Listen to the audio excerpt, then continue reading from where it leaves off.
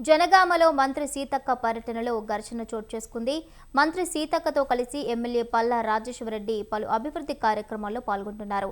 ఈ నేపథ్యంలో పల్లా, కాంగ్రెస్ ఇన్ఛార్జ్ కొమ్మూరి ప్రతాప్ రెడ్డి వర్గీయుల మధ్య తీవ్ర వాగ్వివాదం చోటు చేసుకుంది. దీంతో ఇరు వర్గాల దాడులకు పాల్పడటంతో పోలీసులు వారిని చెదరగొట్టారు.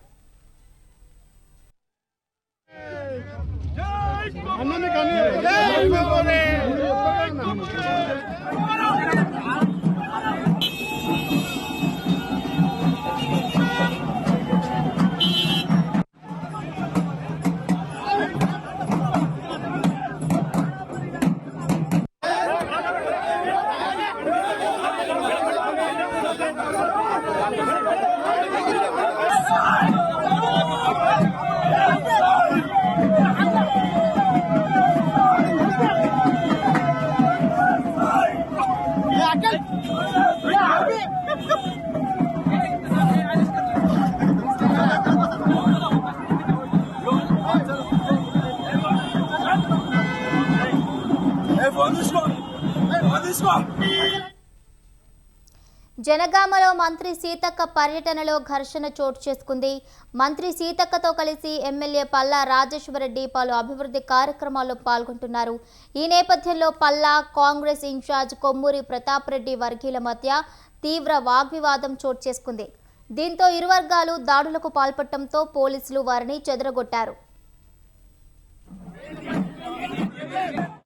ఇదే అంశానికి సంబంధించిన పూర్తి అప్డేట్స్ మా ప్రతినిధి శ్రీనివాస్ అందిస్తారు. శ్రీనివాస్,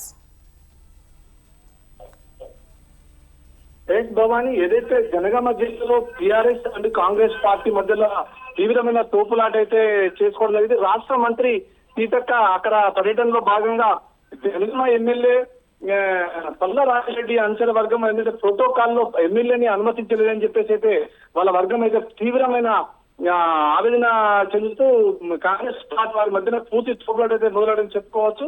దీనికి ముఖ్యంగా రాష్ట్ర మంత్రి సీతక్క ప్రారంభోత్సవ కార్యక్రమంలో పాల్గొన్నారు. ప్రారంభోత్సవ సమయంలో జిల్లాలోని కాంగ్రెస్ మరియు టీఆర్ఎస్ నాయకుల మధ్య తీవ్రమైన అయితే జరగడం జరిగింది. ఈ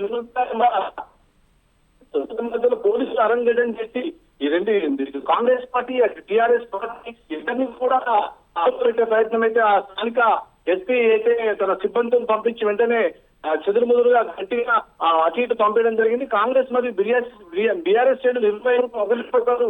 మాటల యుద్ధంతో పాటు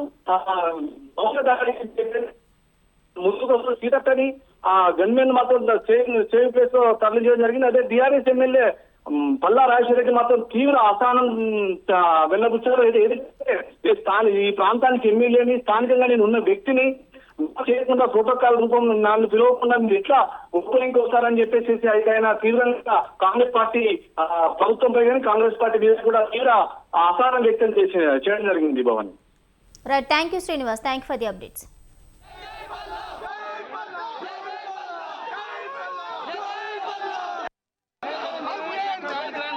Vedanta.